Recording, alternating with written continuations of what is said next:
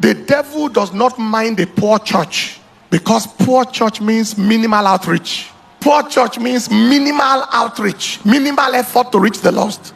Dunamis television has been running for over 15 years. There is nobody on Dunamis television that is paying to be on it. Kenneth Copeland is aired on it. Daddy Gio is aired on it. Papa Yedepo is aired on it.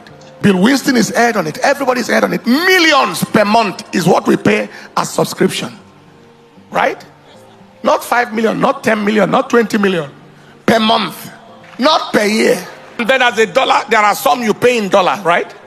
And then as the exchange rate goes up, you need more nairas. Most are in dollars. Hallelujah.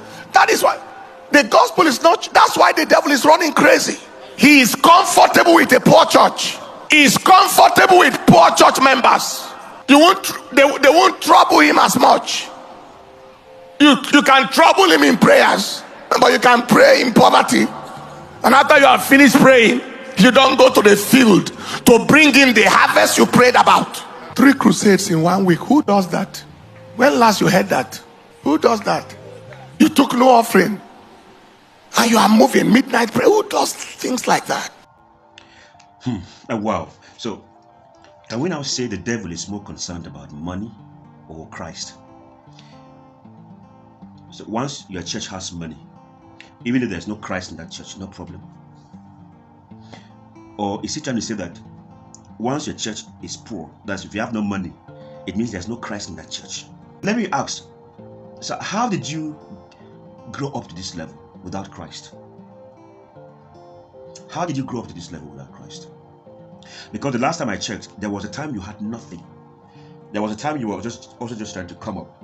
There was a particular time I heard from one of your stories when you said for 13 months you lived in one room apartment with your wife and kids, and then you had an in-law or someone, I can't remember, that was not so comfortable with your level that time. He wasn't so into the ministry. You would go for a crusade, he would stand at the back and fold his arms, and then one day you said, would you want to travel?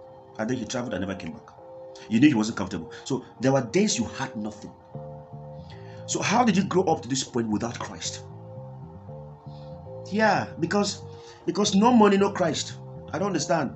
No money, no Christ. Because if you had factored in the Christ in this whole thing, you would understand that Christ is more important than the money.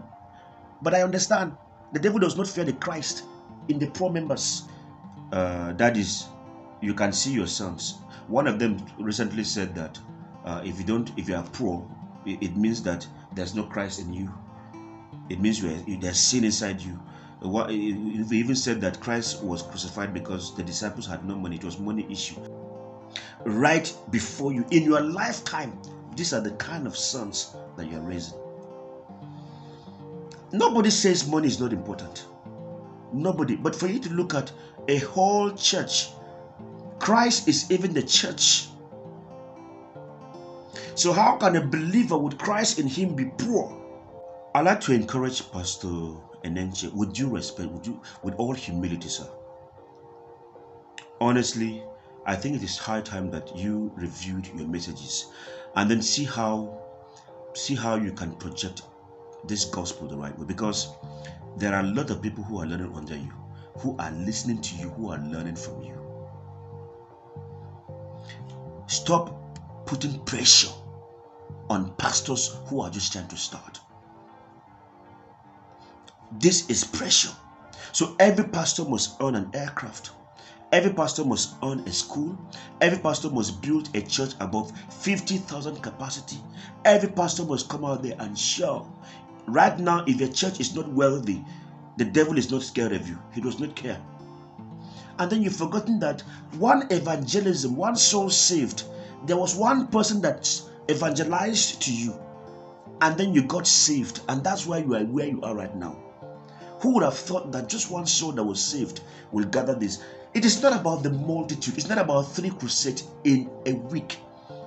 How many souls were led to Christ? How many souls accepted Christ genuinely?